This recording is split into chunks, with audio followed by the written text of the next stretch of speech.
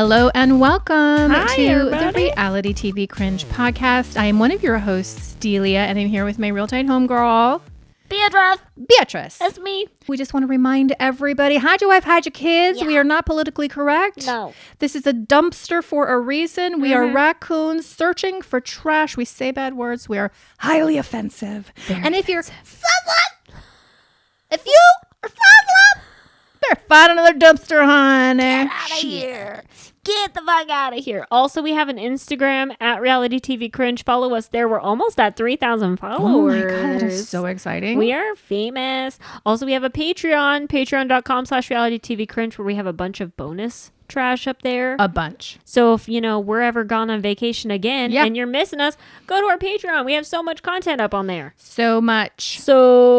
We We also have a YouTube. You might be watching us on YouTube. Make sure you like, comment, subscribe, follow, share, do all of the social things. It helps us to grow and we really appreciate it. Yeah, we do. All right, let's get into Sister Wives season 18 episode 6 entitled The Understatement of the Year. That's a reference to Coco. You think so? Yeah, totally. How so? Well, because when he meets Janelle at Salsa Brava for their little appointment, I think she says, we haven't talked since our fight or whatever. And he's like, yeah, that was kind of a rough one, wasn't it? And she's like, well, that's the understatement of the year. I didn't even catch that. Yeah, it was a reference because you're hungover. I'm hungover. I mean, I was watching it when I was sober, but I can't be asked to listen to everything that these people are saying. And it was just a lot of filler in this episode. A lot of talking, a lot of filler. I'm like, I don't care about Meri's business. I'm sorry. I kind of care because I think all roads lead back to coins. And I want to know where the coins are coming from and how they're counted and how they're allotted. And so I think we got some interesting info. But it was boring as fuck. Yeah. And I don't care about Christine and her whole matchmaking thing and then painting. I care about that. I also care about Jen, who is Meri's best friend. Lesbian lover. We're totally shipping. We're shipping them as lesbian lovers because Meri deserves to be loved. She does. She's entering her 50s. She's got a voluptuous body, baby. She loves adventure and travel. She do. So why not have a companion? Yeah. That gives you a little something. You know what I mean? Eat the box a little bit. That's right. Well, you'd know about that. Yeah, now, what are you, girl?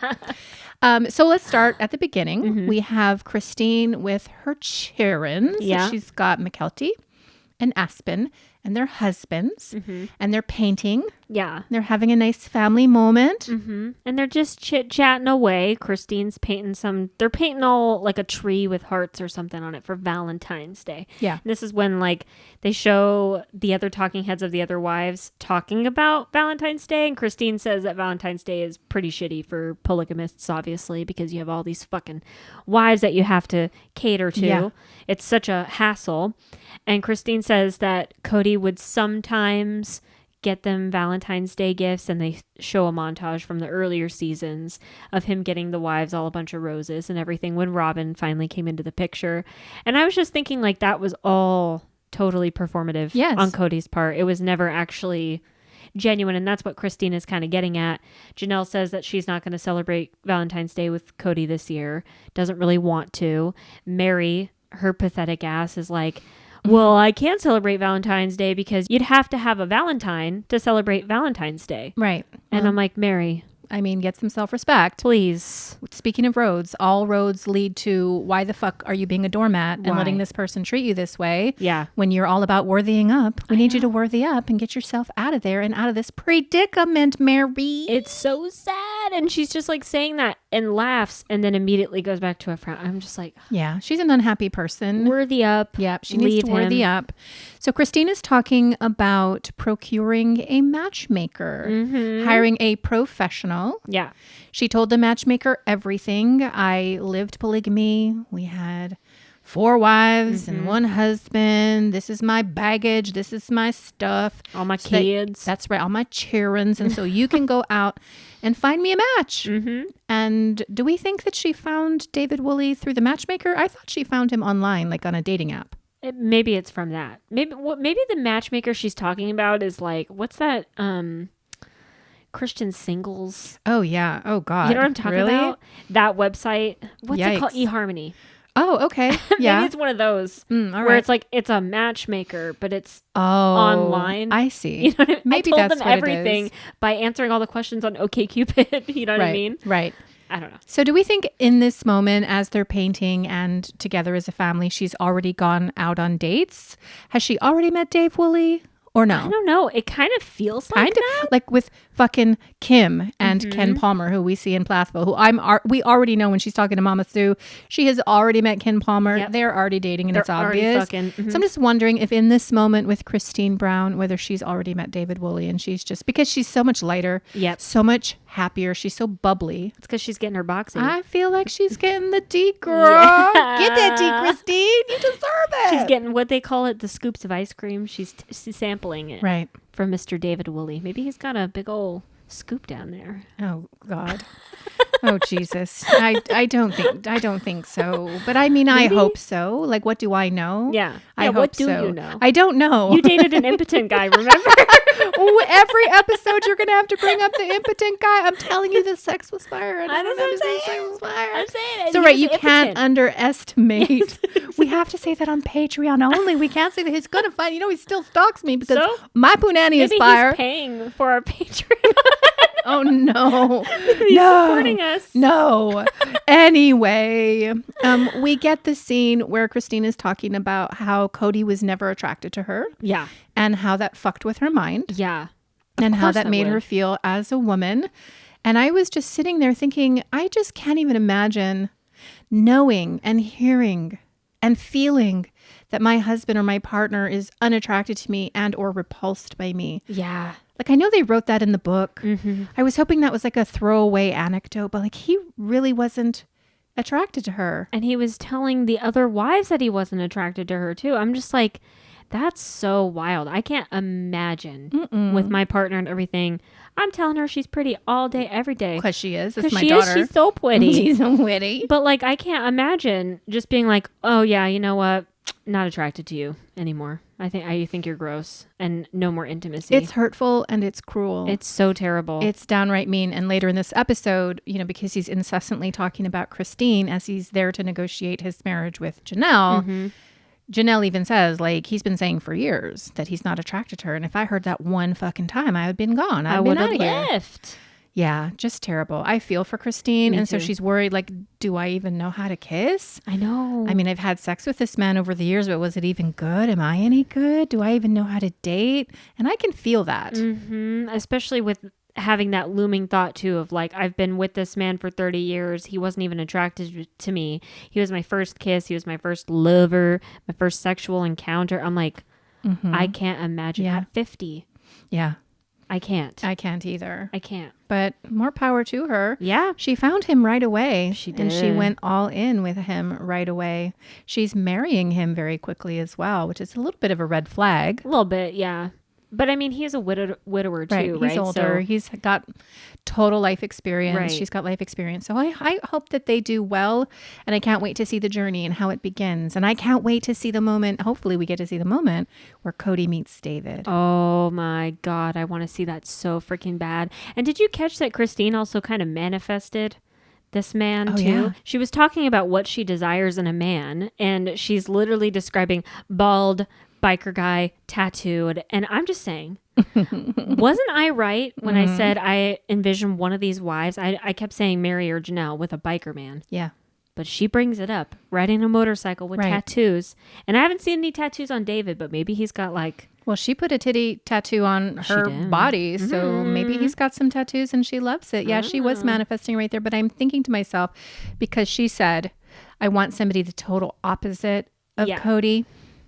But Kody is bald, let's be real. I mean... Cody's fucking bald. I mean, he is trying so hard with those 2 ringlets down the front of his forehead. I'm like, oh my this God. is embarrassing for everybody. The Salsa Brava scene with him, with his hair just dangling in front of him, like 2 long, greasy tendrils. I'm like, what is going Please on? stop. I mean, I think he feels like he takes care of himself. Yeah. Because obviously he refers to his fucking 6-pack abs and his pecs and how sexy Janelle finds him. So obviously he thinks highly of himself. He would have to to have a hairstyle like this, which is Yeah. so meticulous, and those curls are so fucking tight. So tight. But it looks bad. You would literally look so much better if you just shaved that whole thing and just embraced your baldness like Yep. David Woolley. You'd look 1,000 times better. Oh, for sure. Just shave it off, grow a big old beard, and then keep your 6-pack in your pecs. Okay. Right. I mean, have you seen on the internet all of the pictures of him in the pond with his bibbities on? Yes. And he's just like got that old man kind of stuck out Pot belly. I'm like, no, Kody. No. Even when he was standing up, some people were taking shots of him standing up after his conversation with Janelle, and his paunch is out. His pecs are fucking inverted. I'm like, okay, dude, you don't see reality. No. You don't see so reality distorted. with your own wives. You don't see reality with your kids. And you're not seeing yourself realistically. That's not reality. No, not at all. And the fact that he keeps trying to hide his bald spot as if we all can't fucking see it. I'm just like, dude, you are Delulu. He is totally Delulu. Before we leave Salt Lake City and Christine's happy gathering, we have to talk about Tony sampling all the ice cream before he got with McKelty. Ew. Can this even be possible? Too many tacos. Come on. Yeah, I'm sure it is. There are women that like Oh, but men be of careful. Careful. Tony's stature. I'm just like, I can't. So he was like a player, I guess. out there that's what it just sounds like. laying it low and spreading it wide. McKelty Mr. said Tony he tried them all Padron? at least twice. Girl, that's crazy. Twice each. I don't know if I can believe that personally, but we'll just give him the benefit of the doubt. But ew. Nasty. Ew. Nobody wants to think about that. Next, we move on to Parowan, Utah, where I was going to say Robyn, but it's Meri. Meri has returned because she wants to get her shit together in the B&B, and she's got some plans. She wants to move her LuLaRoe business, all of her clothing, to the carriage house, which looks like a shed to me. Yep. Total shed. It's a total shed. She wants to move her clothing to the shed. And so she's got plans. She meets Jen there, and what Her did you think of lesbian this? lover. Well, we would hope so. We would hope so. Well, I watched this episode twice. Yeah. And each time I got to this part, I totally checked out. Yeah. Because it was It's kind of hard. boring. I'm just like, I don't really care. I mean, that's very nice that Jen's been at the B&B helping you and been a really good friend to you, it Yes. seems like. And it seems like you guys have a good relationship going on. And I hope you're eating each other's boxes. And I hope you're happy. It's great. But I just think that Meri with her stupid B&B, I'm just like, okay, can we just admit that you're just actually moving out of Flagstaff? Because to me, her moving up her businesses to Parowan, I'm like, that's just a long way of saying that she's just leaving. No, she's not leaving. I think she's She's leaving. not leaving, Beatrice. She's thinking about leaving, but she wants to keep the door open. She wants to preserve the perception that she's available should Kody ever want to come back around her way. So I don't think she's ready to actually leave him. And she takes great pains to tell people this. Yeah. That, I'm not leaving. And I hate it. I want to be with you. I'm here in this family. I'm trying really hard. She keeps on doing this. So I believe her. I think she's just going to start spending more of her time there. And over time, she's going to see, I really don't want to go back Yeah. to Flagstaff, because the reality is she did not leave that rental until I think this year. So we're looking at early 2022.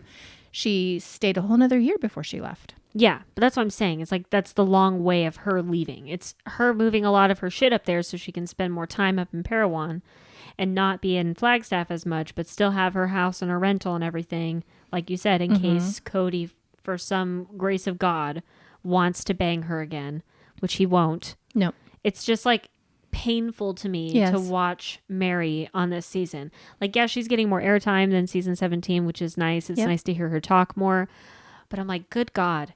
It's so sad. What's it going to take? I mean, it's just so sad to watch you continuously pine for fucking Kody and to try to be best friends with Robyn, who is literally the worst friend you could ever have. Throws you under the bus all the time. All the time. Didn't invite you to second Christmas. Didn't even tell you the kids were in town. Right. This woman does not like you. Nope. She's using you. But like, Meri doesn't have a Kody problem. Meri has a Meri problem. Yeah. This is, I think, because of guilt, because she had the audacity to be catfished by that woman. I think she's ashamed. I think this is also it speaks to her terrible self-worth. Yeah. And how she sees herself. Agreed. And she's no longer the first wife, the legal wife. She's Right. pretty much lost everything. And that means she's lost her identity or is in the process of losing her identity. And she's just not ready yet to fully let go. That's but fair. obviously she does get there. Mm-hmm. But she has a problem inside of her. And so I'm hoping over the last, year and a half since we're filming these particular scenes, she's been in therapy. Yeah. She's been reading all of those books that Christine had in her Mormon office about worthying up. Yep. And that she's doing the work on herself to be happy just in herself. You don't need anybody else to Right. be happy, she says, having been married 15 times myself and never been alone ever. You've always been with somebody. Honey. I mean, Okay. Hey, honey, I got married the first time when I was 18 years old. oh my God. To my own Samoan, wow. May And Samoan, Asuelu? my own Asuelu. And then I got married again in my late 20s. This is Wow. when I had my child, your wife. My wife. And we were together for 15 years legally. We were separated for, I think, 4 of those. But we were together Wow. for a very long time. And then as soon as I was free, honey, I tried to put myself out there. I was partying. I was traveling. I looked so good. You were girl. dating. I showed you pictures, didn't I? Yeah. I showed you those pictures. You were girl. like a girl. And so I was dating and just having the time of my life. And then boom, locked down by my current husband and last husband. I'm not interested anymore. No, of course To date. not. But I'm telling you, if something happened between my husband and I, it would not take long for some man to come Oh sniffing my around God, this, yeah. honey. Sniffing around these The impotent skirts. guy would be like, yes. He'd be like, He's just yes. waiting. Oh my God. So we learn a little bit about you're such a bitch. I gotta bring We it up, man. learn It's a so little funny. bit about Jen because I didn't really know how they became friends. Because remember during the catfish, Meri brought a lot of people around Yeah. to kind of give their side of what catfishing is and Yeah. try to support her. So was Jen one of those people? I can't remember, honestly. I I don't need either. to watch the catfish seasons. I can't wait to get to those in our rewinds. Yeah. 'Cause- Ooh, sad. oh my Sad. God, it's going to be crazy. But I don't remember anything about Jen, to be honest. But they've Well, been friends for 20 years. Yeah, for a long time. Mhm. So when they moved to Vegas, Jen was in charge of pest control. She owned a pest control company. Murder for hire. That's right. And that's how she got to know Meri and they became fast friends and they've been in each other's lives ever since. And she sure seems like a ride or die friend. Oh, yeah. She seems like she's actually good for Meri and Yeah. sweet. And they do their Fridays with friends on Instagram all the time. Do they? I never Yeah. watch. I never watch them either because they're Oh, all okay. just boring Instagram. Is it LuLaRoe stuff or is it just Sometimes. Q&A but then, or? Yeah. And sometimes they do Q&A, but they don't answer anything that's interesting. It's just like stupid stuff about the business and Instagram graphics that she's just Yeah. regurgitating. But like Jen's always in those usually and is always hanging out with Meri. So That's great. are they fucking? Oh, God. I hope.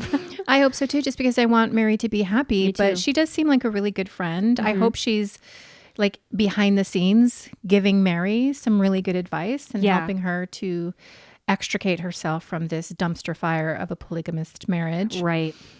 We learned that Meri wants to build a 2-car garage Mm-hmm. onto the B&B. She also wants to build a commercial kitchen so that she can cook outside because she wants to have events. And I'm just thinking to myself, I'm not having an event No. at this B&B. Like you need to Apparel renovate the B&B. Like Seriously. she's living in luxury in Flagstaff. Uh-huh. And this B&B, the kitchen's terrible. It's really bad. It needs to be gutted. Yep. You need to update everything. It's also next to a bunch of hoarder houses in that neighborhood. Uh-huh. So it's like, why would anybody want to go out there? And then I'm just thinking about when she had those retreats that she was charging people $6,000 for or $4,000 if you didn't want to stay at the B&B. Mm-hmm.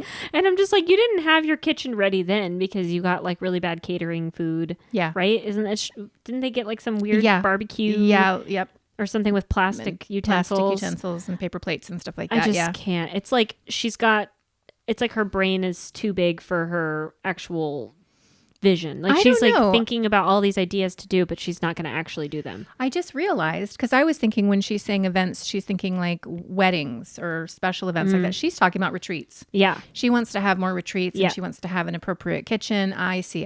So I think she's got a really good business mind. Everyone is always saying that Janelle is the one that's great with money. This season, we're learning that she's not. Yeah. Everyone says that, Janelle is the logical one. This season we're learning, oh, you're not really that logical. You put up with a lot of shit that you shouldn't have had to do. And you put your kids through a whole lot. Right. Meanwhile, I think it's Meri that has the business acumen. And she talks a little bit about the businesses that the Browns kept trying to get off the ground in previous years, like that fucking gym. Yeah. The real estate business they were going to do. Fundamental fitness. Yeah. Right. My Sister Wives Closet. Which was a failure. And is a failure, no matter what anybody says.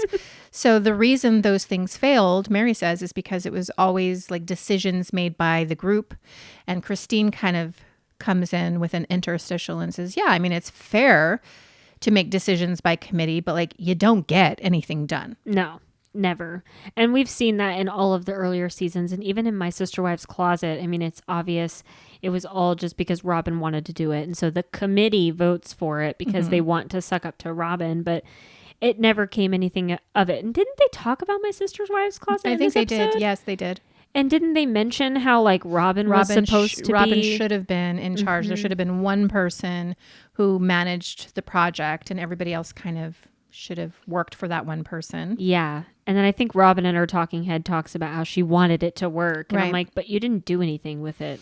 Well, I think she may have tried. I thought it was interesting when she said that she wanted the My Sister Wives Closet project to be a way for them to feel like a family. That kind of harkens back to last episode when, who was it? Was it Janelle talking about how Robyn, or maybe it was Meri talking about how Robyn really never got the benefit of the big family and the older kids. And like a lot of what Robyn has been trying to do in a bad way, but trying to do is just to recapture the vibe of those first 1 or 2 years that she can't have with her kids. And so maybe My Sister Wives Closet was her way to kind of bring everybody together and do something like that. Even though she never did anything with it though.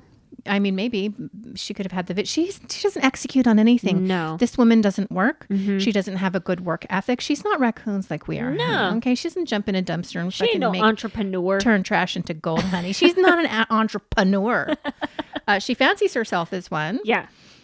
So yeah, I thought that was pretty interesting to hear. And because we're wondering like what happened to your passion for real estate in season 1? And all of a sudden now we've got a passion for a gym. Yeah. After you guys go and work out with that belligerent personal trainer. I know. And then what's the next thing going to be? I know Meri's going to want to go to college at some point, and it's going to be Robyn who basically talks her out of it because it feels like she's going to leave the family. Which is so stupid. And manipulative. I've never seen that. I've just heard that. Yeah, no, that's what she says to her. I remember those episodes. It's just really fucked up. And that's why Meri in this episode is saying, you know, I haven't told Robyn yet that I'm planning on moving my business up here because she's going to think that I'm leaving. And I have to reiterate to her constantly that I'm not leaving. And I'm like, that's kind of a red flag, dude. Yeah. A bit of a red flag. And I don't know why you even entertain a friendship with this woman in the first place. Like, I think they're using each other. I think she wants... think she's using her? Yes. I think that she wants to get back together with Kody. I think it's through Robyn that she can spend time with their family and ultimately Kody. If it weren't for Robyn and that relationship, she would never see Kody and or their family. So I think to some degree, she's using Robyn and also hoping that this thing can fucking get together. Yeah. But I think Robyn is using Meri way more and is way more underhanded and puppet master about it. Personally, that's what I think. Okay, we're back talking about sister wives, and we find ourselves, interestingly, returning to Salsa Brava, which is where he had his post-breakup conversation with Christine. And I'm like, okay, what's production doing here? Right. Are they renting out Salsa Brava for all of these divorce and marriage negotiations? What's happening? I'm like, there's other restaurants, but I'm like, this is also during COVID. Yep. So I'm thinking maybe TLC had to rent out Salsa Brava because there's nobody else really in there besides the workers and they're all wearing masks. I'm like, so maybe it's that, but this is also like late 2021, early 2022. It's early 2022. So I think a lot of the restrictions were kind of lifting at this point, and I was in Arizona at this time. Were you in Arizona? Yeah, Okay. and it was pretty laxed. Yeah. So I'm just going to say, but I don't know with Flagstaff. I wasn't up there, so I don't know. But why Salsa Brava again? Like you couldn't take her to Fat Olives or anywhere else. Literally anywhere else. We had to go to Salsa Brava. Well, we are at Salsa Brava, and Janelle gets there a little bit early. She's worried about this appointment that she has with Kody because she has not spoken to him since their big fucking fight, which was, I think, early December when she wanted to talk about Christmas. She gets there before Kody does, and then Kody walks in like just dancing on in. Yeah. With so much good vibes and good energy, like totally expecting, I think, to sit down at the table, reconnect, just brush everything under the rug and move on with their relationship according to what he wants. Oh, of That's course. what he's expecting. Yeah, he comes up to her and he's like, so are you not going to give me a hug? And she's like, okay, well, yeah, and gives her a hug. And he's like smiling, chipper. It's super weird. Isn't this a thing that narcissists do, though? Like where they blow up and they're crazy, but then they act like the next day or whatever things are fine. Or isn't it like love bombing or something? Yeah, I mean, I don't think what we're seeing is not love bombing. It's not love bombing because he can't be fucked to love bomb and give her any attention and love. But maybe I think he's trying to set the tone, but she's not going for it. No. And you can always tell, Beatrice, when a woman is done. And the thing about women being done is they will tell you over and over and over again before they bounce. They will give you every opportunity. If they actually love you, they will give you every opportunity to fix it, to do the right thing, to make accommodations. And so I have no doubt. But I mean, Janelle is so passive. And she's just like, she's so good with so little. Maybe she hasn't prepared him for this moment. But when I'm looking at Janelle, what I'm seeing is a woman who looks done to me. Oh, yeah. After that fight, she's like, I don't think we can ever come back from this. Like, that was really terrible. I don't know what to expect with this meeting with Kody. Like, she is over it. And we see even in the preview when she's talking with Christine about how she don't even want to be married no more. And so she sits down with Kody and she's just like awkward. It's super weird, like the tense. Like, Kody is looking at her to kind of guide the conversation. And she's just like... I think she kind of starts right out of the gate by saying, yeah, I kind of feel like we need to remain separated. Yeah. Which he is surprised to hear. Like, you can see it on his face. He's shocked. He's like, really? I'm like, yes, really, dude. You slammed the door and she said, fuck you. That was the last time you guys talked. Yeah. Like, how much of an emotional cripple do you have to be, especially if you love a wife? I mean, and I'm not going to get too ahead of myself because I feel like Kody actually really does love Janelle. But like, how much of an emotional cripple do you have to be to have such a terrible fight on camera? Yep. And leave in that kind of energy and then not do anything to talk to her in the interim or to try and make up or to try and make it right or to apologize. Even if you think that your points are valid, like apologize for screaming and pointing at the camera at all of us like we did something wrong. Apologize for cutting her off over and over again. Apologize for being an asshole in your delivery. Yep. But he didn't do any of that. No. And he says in this talking head, he's like, I feel ashamed for how I acted and I was really, really angry and I was triggered and I shouldn't be triggered and I'm learning how to not be triggered. And like, he's saying all these things in his talking head, but he's not saying any of this shit to Janelle. Why? It's so weird to me. But he's so like, so self-centered and so narcissistic that I think when he's coming into the Salsa Brava and acting all chipper, he's really doing that to kind of manipulate Janelle and back into his whim because she is so passive and it seems like they've been doing this their whole entire marriage. Every time he does something shitty and she expresses herself for it, they either fight, they separate because he says they've separated multiple times before in their relationship, but then they always come back and it's probably because he comes to her like this. He tries to be sweet, he tries to be genial, and then she falls for it. But this time she's like, not falling for it. I don't want to do it. Well, he kind of brought up a good point, and he said that the previous times that they separated, he thought it was because Janelle had issues with the other wives, which she did have those issues. But this time, she wants to be separated because of me. Maybe it's about me. Yeah. Hi. Hello. I'm the problem. It's me. Seriously. And he's kind of coming into that consciousness about it, but he's still not accepting it. He's shocked. Yeah. And she brings up Savannah, like you haven't even called Savannah, nothing for Christmas, no present for Christmas, no conversation for Christmas. And you would have thought that he would have prepared for that because as a parent, if I hadn't seen my child for 6 weeks, I know that's the first thing my partner is going to bring up. They're going to say, what the fuck are you doing? Why aren't you taking care of your child? Yeah. So why wasn't he prepared for her to call him on the carpet about Savannah? I don't think he thought anything was bad about that because last episode he was saying, well, I will bring her Christmas. It'll be late, but I will bring it to her. So to him, that's good enough and that's fine. And that Savannah should understand that. But like in this moment with Janelle confronting him on that, he straight up stammers and stutters and it's just like, it's so beautiful. It's so good. And it's because Janelle's probably the only one that can really get through to him with those kinds of things, where she can call him out on his bullshit and he's like, oh, you're right.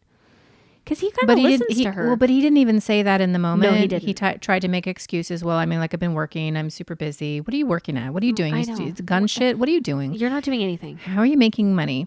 Yeah. But I felt like it was such a good zinger. And he knows, I think he's very embarrassed and cringed out because it's happening on camera. Yeah. Like, why couldn't you have asked that on the phone? Right. Why are we doing it? Why are we filming this when I'm going to have to say something people aren't going to understand? Yeah. This is why he stammers, because it's happening on camera, baby. I'm sorry. All of this shit's been happening on camera. And like we saw it last couple episodes that you didn't talk to Savannah. So yeah, it's going to have to be brought up.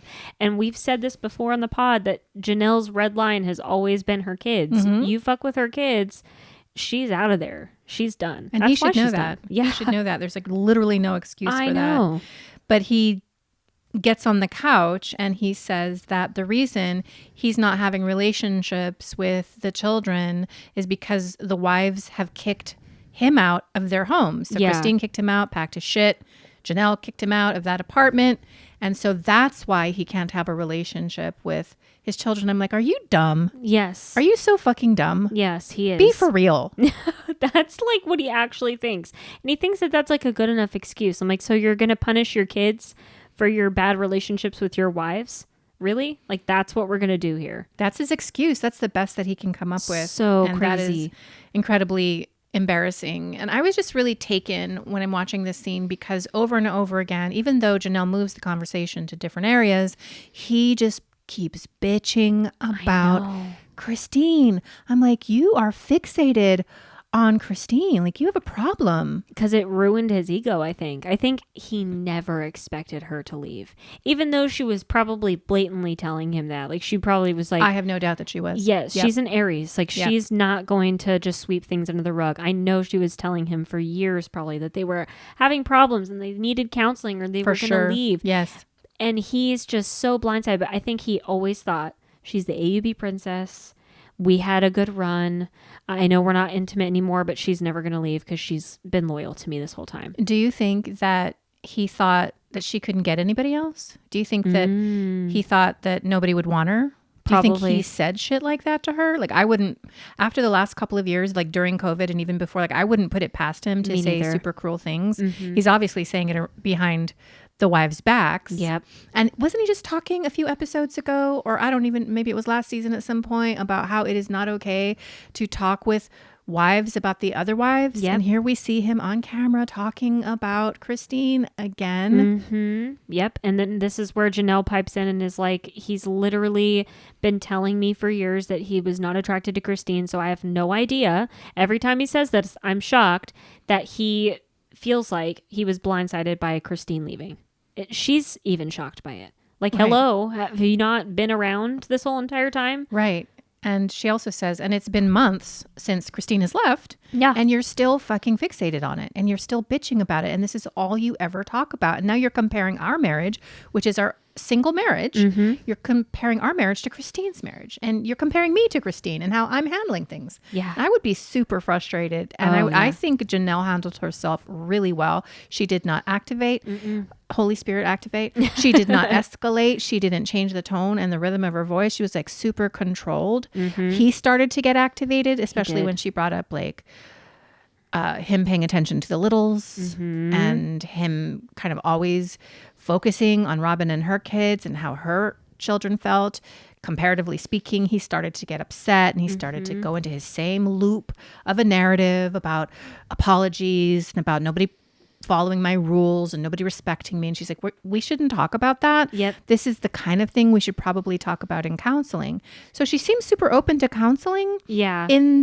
In a way, but then at the end of this, she's just like, yeah, I'm not going to work for it though if he doesn't even want it. Like, why am I going to do that? Well, because why bother? Because he probably says all the right things, right? Like, he probably says, yeah, I'm open to counseling. Like, let's work on things, and then never actually does it and never actually wants to make the effort with Janelle. He just wants things to go back to the status quo so he can still siphon a lot of the money that she's making into their family account, Dabsark, and live his happy life. Which he refers to as his resources. Yes. His resources is the family LLC where everybody pools their money. All of the TLC money goes into that LLC, which I think he is the fiduciary of, which again, I say somebody do a forensic investigation.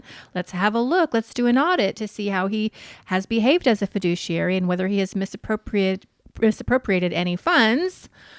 Where was I going with that? I go off on such a fucking... He was talking about his resources. Right. So he's referring to family resources as his resource. And I was just like, Jesus crackers, guy, you are out of touch. You really think you're the shit, don't you? You really think you got it all together, don't you? Oh yeah, he's got like a little 4-incher dick, and he thinks he is so hot with his pecs and his beer belly, just fucking everybody. He's like, I'm so fucking desirable. I'm so fucking. All these women love me.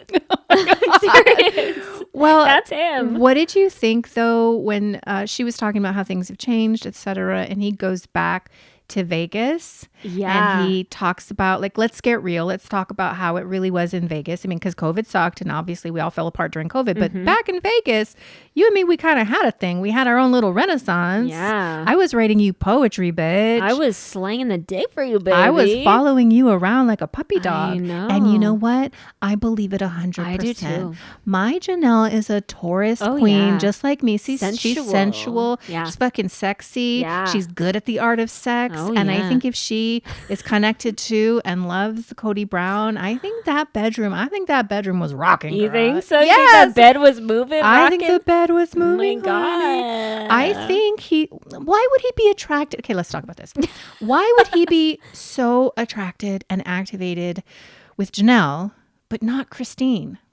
I don't know. I don't understand that because he obviously was attracted to Christine if he had 6 kids with her.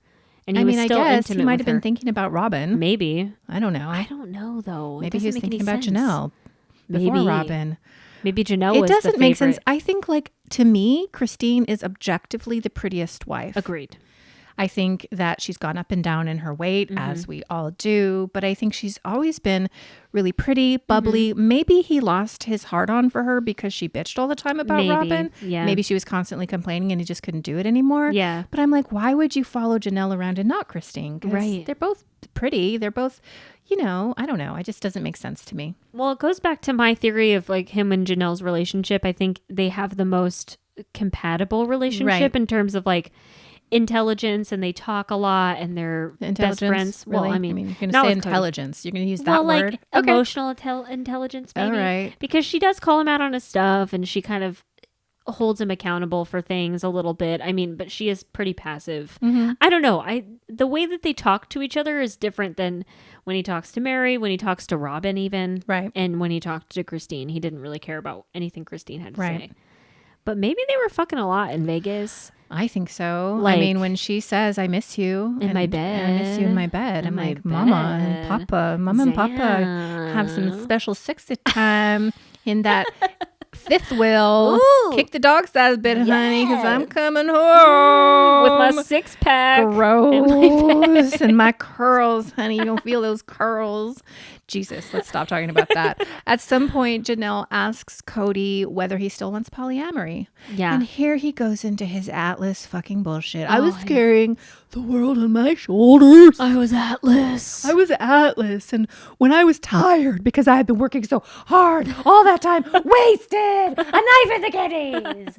And when I became cynical because of you bitches, you fucking hoes. It's all your fault. When I just couldn't take it anymore, I had to let the world go. I had to set it down just for a moment. Shrug it off. But did any of you bitches pick it up? No, you lazy bitches. Did any of you try to compensate for what I could no longer do because I have been through so much favoriting Robyn and fucking Robyn and being in the McMansion while you're living in your dormitory apartment and or in a trailer? But like, did anybody think about me?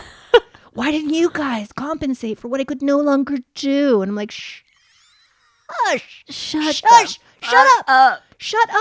You can't possibly believe the shit that you're spewing, Kody Brown. It doesn't even make any sense. He's literally blaming the destruction of the family on the wives. Of course. It's so crazy to me. Like, that's why I don't see the kids. That's why I don't hang out with any of you bitches, because I don't care about any of you wives at all. And, you know, I don't care about reconciling with Meri because I don't think we can ever reconcile. But like Janelle and Christine, they should hold up the world. Right. They should have done everything. And take care of it. They should have listened to me, my rules. I mean, Robyn's rules. I mean, my rules, loyalty, obedience is better than sacrifice. Like, he's just nuts. He's nuts. And I'm sorry, like, somebody needs to say this out loud to him. It's not okay to abandon your family at any juncture in the relationship. It's not okay to set the world down, which I think he means his responsibilities, his focus, his attention, his energy, and his resources. It's not okay to just stop that one day for 2 years or 3 years or however long it was, and then expect everybody to be okay with it. That's just not how life works, Kody Brown, you big, dumb idiot. I know. And I think maybe this might be a narrative that Robyn conjured up for him, because she always defends him this way too. She's always like, Kody has so much responsibility. He just has to take on so much, and it's just really overwhelming for him. And this divorce has just been really hard. Like, she always defends him like that. Yep. And so I think that's totally a narrative he adopted from her. Somebody needs to take care of him. We need to support him. We need to step up and take the torch. Dude. Bitch. No. Mm-mm. Yeah, so I think you're right. She's probably the one who's pumping him full of this information and also creating a resentment in him because the other wives aren't doing what he wants them to do when he's no longer doing what he's supposed to do as a man and as a husband. Right. I have no sympathy for you whatsoever. You're losing it all this season and in this moment and in this life because you walked away, neglected your family, neglected your kids and your wives. Yep. And this is what you get. And you expected them all to be okay with it. Like, you expected all of the older kids to be okay with you not talking to them ever, and the wives to be okay with no intimacy and no time with you at all. Right. And you just think it's just because of COVID, and it's not. It's not. And that's why when Janelle in this conversation, she's like, yeah, we did have good times in Vegas, but you keep using that to justify the shit right now. Like, that Vegas was 10 years ago. Right. Like, stop talking about what happened then. It's shitty right now, and it's been shitty for several years. For a while, yeah. And before Flagstaff, it's been shitty. It's been getting shitty, and now it's the shittiest it's ever been, baby. Ever. This is when he brings up the concept and the term of plural monogamy. Yeah, which is really weird. Which is this idea that the entire family doesn't live together as one unit as a family, not necessarily in the same house, but like connected as a family with all the different wives and him, but rather there's just separate houses and they have monogamy in the individual house. So when he's with Janelle, he's just with Janelle. When he's with Christine, it's just Christine. When he's with Robyn, it's just Robyn, and the others don't ever intersect. Yeah. And Janelle says that this is a term that Kody coined up and she's never really heard about it before. Right. But he's trying to say that Janelle was the one that came up with plural monogamy. And I'm just like, well, you guys have really kind of been living that for many, many years right now. Ever since you guys got out of that Utah Lehigh house where you were all together and you were acting as a cohesive giant family. Janelle got the loan for. Yeah. She had to back all of that up and still doesn't have any assets. Kody. Right. But when they had that, they said it was magical and it was perfect. And it would have been really great if they could have gotten a house with another fourth edition and Robyn could have been involved. And then maybe she could have had her family dream and she could have still been the favorite, but he still would have been involved with all of the wives, and the wives probably would have stuck around. I think so. Honestly, I think Janelle would stick around, would have stuck around if he didn't bring the kids into it. If he didn't, when he set the world down as Atlas, if that didn't include her kids and it was just her, like he didn't come around in her bed, didn't spend that time with her, date nights or talking, but he was still attentive to his children, I think we wouldn't be having this conversation. I think Janelle would be like, all right, that's fine. I'll make do, because she loves her independence, which he keeps trying to weaponize against her. Yeah. Previously, heretofore, you know, you've needed her to be independent. You've needed her to not need a lot from you. Exactly. So you can go continue to get your pencil wet with Robyn and hang out with her kids and only her kids. But now that you fucked around and found out with Janelle's children, here we are. We're going to stay separated, my guy. Yep. Because I have to figure things out. And he even asks her, almost pleading. He's like, well, why can't we be together and try and figure things out? Why can't we work on it together? And she's like, no, I need my space away from you so I can figure out how I can actually communicate my thoughts. I'm like, that's kind of a big deal right there, that you can't even have that communication with Kody because he just steamrolls over you. That's what that says to me. Yeah. Right. Which is sad. He takes up all the space and the air Yeah. in the room. It's about Kody Brown. It's about what Kody Brown wants to do. Her dogs can't be in this space. It's got to be a specific and particular way. He's used to his big mansion. He likes to go home to his big bed. Yep. He's making a sacrifice, so much time wasted, in order to go over to your dormitory apartment and sleep in your bed. And he lets you know that. I'm sure he lets her know that. Oh, yeah. It's really freaking sad. It makes her feel bad for it every time. And, you know, he's trying to get her on his page. Yeah. To stay together. Because he wants that money. He wants the money. I don't know. Don't you think he wants her? I don't know. It doesn't seem like he does. I think he wants her when it's convenient to want her. But I don't think he wants her sexually anymore. Well, I think this is kind of the point where she brings up the fact that she doesn't have anything. Like she doesn't have any assets. And this is where he responds to that on the couch, because we don't have conversations face to face where somebody could actually counter your argument. We could kind of flesh this out in the moment, because of course not. It's the Browns. But he counters this and he says, well, you know, I have to have a house for my kids. You know, yes, I focus on my little babies. I've got to take care of them. And we're going to need that house for 15 years. At this time, we know that Ariella is 5 or 6 years old, which means he's planning to house Ariella and his kids until she's 21, which flies in the face of what he said about Gabe and Garrison having to get out of the house at 18 years old. Is that because they're boys? I don't know. I don't know what it is. And I'm like, so you want to house your children for that long, but then you also in the same breath talk about how you tend to give your older children less. Like you aren't as attentive with them. You're not as involved in their lives when they're older because you give them everything when they're young. And then once they grow up, you're like, Whatever. You know, they don't need me as much. And that's true. Once you become an adult, true, and you go to school and you have your own families. We've got Logan out here and we've got Hunter out here living productive, great lives, and other kids as well. Like they're not going to need you like that. But it's not that they don't need you, which Meri addresses. You know, Meri says, you know, Kody's a great dad. He does tend to fawn over the littles and he needs to understand that the older kids need his love too. But because Janelle had the audacity to bring up the fact that she has nothing, right? In which he has already said that she has as many assets as he does, which she does not. It's all wrapped up in the land, which his name is on and also Robyn's name is on. But because she brings this up as a valid fucking point about why she's worried and she's got to think about this, this is where he says, oh, I get it. So it's not about wanting to be with me.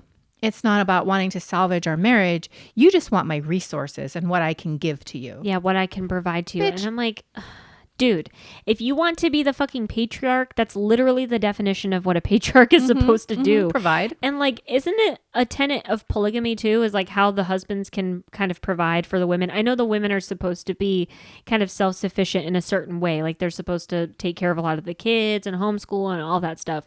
But like, isn't that the whole point of polygamy, is like the man has to take care of all of the wives? Like it is literally your responsibility, my guy, to make sure that Janelle is financially covered for. And she's fucking not. No, she's not. The only reason why Meri and Christine are is because they made their own businesses. And Janelle's been trying to, but she still doesn't have any assets. She still doesn't have a house. Not at this time, she doesn't. So, I mean, we know that she has since blown up in the world of Plexus and she's doing really, really well. And she's, I would imagine, making a good deal of money. And so she's starting to build something up for herself. And we also know that this past summer, she and Kody Brown paid off their shared plot of land. So she would have probably had to bring some money to that, I would imagine. Yeah. But like, it's completely fair for her to be like, you know, you have everything. You're sitting in a mansion. You have these beautiful fucking paintings. You bought your kids scooters.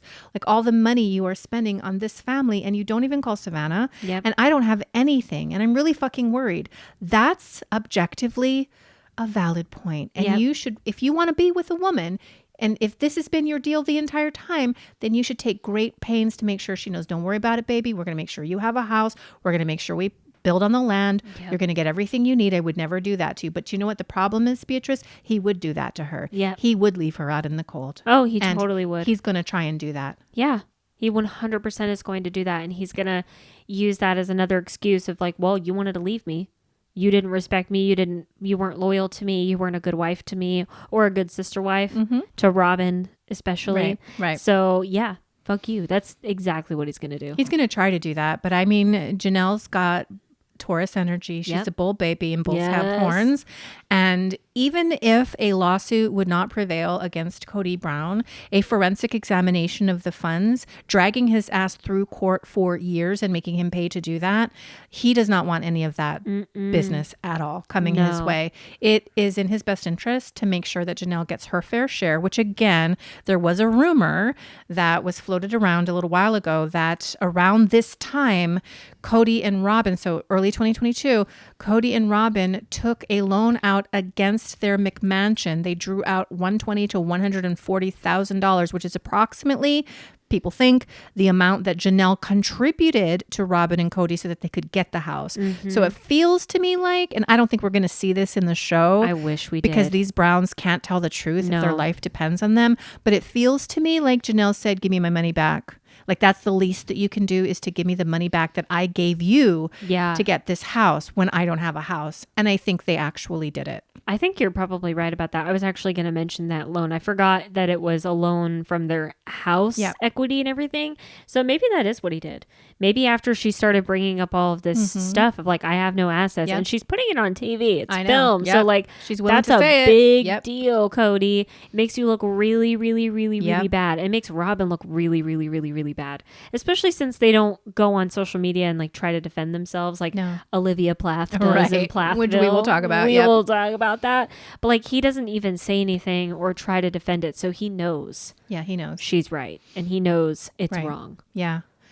I don't know. There's like this small fractional part of me that thinks Kody does want to make sure that the ladies get something. I mean, I think it's probably more Robyn who's over there wanting all the resources and wanting all of the money. I think Kody has always said, like, if you want to go, you can go. Nothing is going to, keep you here if you don't want to be here. When Christine asked for the proceeds of her house and he could have Kody pass, like he ultimately agreed to it because he had to probably. Yeah. He had no legal standing or a stake in that house. But like, I want to believe that he wants to give Janelle her fair share for her fresh start in life. But I mean, that's probably being me being naive because he's showing us who he is. Right. Over and over, season after season, he's showing us exactly who he is. Well, maybe the old Kody would have done that. Like maybe that's what you're picking up on is like, I think there really was a major shift with Kody when Robyn came into the picture. I don't think he was always this terrible. No. I just don't see it. I mean, with how wonderful he was to all of the wives, they all stayed for this long for a reason. There was something that they were holding on to, which was a Kody that used to be okay. Like it used to be kind of attentive to them, used to be a good dad, used to be nice and caring, and not this crazy manosphere, red-pilled, angry, narcissistic, small Napoleonic man. Abusive. Yeah. Right. Like before the show, before Robyn, I think it was magical to them. Yes. I think Christmases were beautiful. I think they worked together for the children. I think they had a well-oiled machine, and it all fell apart because of Robyn and because of the fame. And now that's all Kody really wants because his biggest fear is poverty. Yep. So he wants to hold on to the fame. He wants to hold on to this show, which by the way, if you want to do that, Kody Brown, get you another wife. Make sure she's young and pretty. We would love to watch from Colombia. The That'd be so great. The raccoons would love to see that. But like, that's what he's interested in. That's what he's feeling it here in this conversation because he's feeling, and he has to feel the chords. She is unhooking herself from his bullshit. She is on her way out. Believe me, he feels that and he knows that. And what does that mean for the show? What does that mean for his money? Because Christina's already gone. I don't get her money. Meri's going to be leaving. He doesn't want Meri, but I wonder if she's still contributing to the family funds. I bet she fucking is. Stupid. Maybe just her TLC stuff, but I wouldn't be a bit surprised if she still was. And now he's feeling, oh, now Janelle's going to go. Then it really is going to be about me supporting my wife and my family and paying for the McMansion, because why would TLC stay around? I feel like this is going to throw him into a spiral of panic. And you know what? I love to see it, bitches. I love to see it, bitch. I love it. Oh, okay. That was essentially the conversation. I thought it was pretty interesting. Yeah. Very eye-opening. I'm wondering what's going to kind of push Janelle over the edge, because next week we see her tell Christine that she doesn't think she wants to be married anymore. And Christine looks shocked and she's trying to hide her smile. Oh, yeah. She's so happy. She's so happy about it. She totally is. So I'm wondering what happened. Maybe she's thought about it. Maybe he Maybe. doesn't want to go to counseling. Maybe therapy's not going to happen. And she's like, okay, then if you're not going to work for it, Yep. I'm not going to work for it. Why would I do that? Well, and they're so disconnected. I mean, she says this in her talking head. It's like everything she says, he has an opposite interpretation of it because he's so fucking crazy and Right. he's listening to all these narratives that Robyn is spoon feeding him, and he just thinks that that's the truth. He's not grounded in this family, and he hasn't been for a long time. No, he doesn't know what's happening. We also see in the preview, Meri is telling Robyn that there is simply no question that Kody doesn't want her. Now, I Yeah. think we're going to see Robyn saying, well, there's always a chance. Ugh. So you're telling me there's a chance. She wants Meri to stay there because, again, she needs to use Meri. She also probably wants to continue to get the resources from Meri. But Yeah. Mary's like, don't lie to me. You're right. Don't piss on me and tell me it's raining. Like, Kody doesn't want me and you know it. Yeah. We'll see what Robyn has to say to that. We do see her in a talking head crying, essentially wanting to beg Meri to stay because without Meri, she has absolutely nobody. It's so pathetic. And then we see Kody saying that he does not want to break up with Janelle, and Christine responding saying, yeah, he just likes to string people along. Yes. That's what he likes to do. Well, yeah, we're seeing it with Meri. We saw it with Christine. Now we're seeing it with Janelle. Yep. He is totally that type of person. He doesn't want to be the person that breaks it off. He wants people to break it off with him Yep. because he doesn't want to take that responsibility on. Hence him being a coward, just as Christine called him out to be. Yes, And we ma'am. love to hear it. Yeah. So good episode. Yeah. Kind of boring a Kind little of bit. boring, a little boring. I mean, Yeah. but I love these conversations about marriage. And again, even though Meri's stuff was boring, I was learning a little bit about the family business style, Yeah. where the coins are coming from, and what she wants to do to kind of secure her future, which I am in full support of. But yeah, I thought it was a good episode. It was a lot of Yeah. fun. Is there anything else you want to talk about in this episode that we didn't cover? No, really. I am liking the honesty that we're seeing a little bit from Christine and from Janelle. Like the snarky comments, the more genuine responses to things, them listening to Kody and in their talking heads and saying that it's all bullshit. Like I'm liking that. I want that from Meri. Yes. I want more of that from God, Meri. we need that dam to break. Please. We need that watershed moment where she just starts to open her mouth and tell us the truth. Now, you were on vacation, but did you hear about the kerfuffle with Gwen? No. So Gwen hasn't posted, I think, to Patreon and or certainly to YouTube for like over a month. Oh, wow. She's taking a bit of a break. She came back to do a review, and as she was reviewing, and I'm not sure exactly what episode that it was probably last week's because Janelle asked her not to review the episode with the big fight, and so she honored that. Okay, that's good. So she comes back, and her vibe about Christine was a little off. Whoa. And she said a few things of interest, and I can't remember the exact context in the conversation, but essentially she said that Christine was performing. Like she was, some of what she's doing, what we're seeing this season is acting. Whoa. Yeah. She also said that nobody really knows who Kody and Christine were when the camera wasn't on. And that, what did she said? It wasn't Kody or Christine that parented her. It was Tumblr. Whoa. Yeah. She made some kind of interesting comments about Christine, leading people in the community, certainly on Reddit, to wonder, well, what the fuck is going on? And they're speculating that maybe Christine is continuing to invite Peyton because, of course, she's had an engagement party. She's about to get married. The Christmas that we just watched from 2021, Gwen was not at either house. She said neither Christine nor Kody invited her to Christmas, although she had a pre-planned trip to California anyway, but nonetheless, nobody called her on Christmas. Whoa. Yeah, so she's kind of calling Christine out again. And didn't I tell you just 2 or 3 episodes ago, I'm like, Christine needs to dial it down a little bit, because yeah. she seems like she's performing a lot and pretending she doesn't want to say what she's really feeling. And this is all fake to me. Totally. Yeah. Just be honest. Just be yourself. It's fine. But she is kind of in her divorced mom era right now. So that's kind of how they all are. Yeah, I think Gwen also said in the year following the divorce, Christine was not necessarily a good parent to be around. Oh. And I think Like the bitter. insinuation was that she took out some of that anger and upsetness on Gwen and or her children. So these are insinuations. They're not like straight out statements of fact, but like, you know how the raccoons are. We're sifting. Yeah. We're sifting. We're tasting. Oh, it tastes good. I want more. Tell me more, Give me Gwen. more, Gwen. I want to know the truth. Yeah. The only people who seem to be willing to even tell a little bit of the truth are the kids. Yeah. I wish we could hear more from the kids. I know. Please. I'd love to hear more shit from all of the older kids. Yeah. I want to hear from Logan. Yeah, That kid has he's been in a corporate parentified. America job. He doesn't want any affiliation so with these stupid. fucking ding dongs. I mean, I guess I don't blame him, but I would love to hear he wants from to him. be a real person in the real world. Yeah, he that's doesn't. fair. He doesn't want to align himself with this horse shit. Well, I wish he would. I wish he would. Well, it's going to be interesting to see what happens the next 10 years because Yeah. I know there's going to be some kid or a wife that's going to have a tell-all. Oh, just yeah. like that Duggar girl, Jill Duggar, just Yes. released her book, Writing and she her is book. calling out her father and her Which I mother love and to the see. entire thing, honey. And so I love it. bet we're going to get something like that from one of the brown kids Please. in the future from our lips To God's ears. to God's ears. Please. Well, is there anything else we need to say to these beautiful raccoons? Well, if you love our podcast, I would hope that you give us a glowing 5-star review on your favorite podcast platform or all of them. Please and thank you. And also, if you're watching on YouTube, please like and comment and subscribe. Absolutely. Thank you. We're going to be back later this week to talk about Plathville and also 90 Day Fiancé. And until then, peace out. Bye, guys.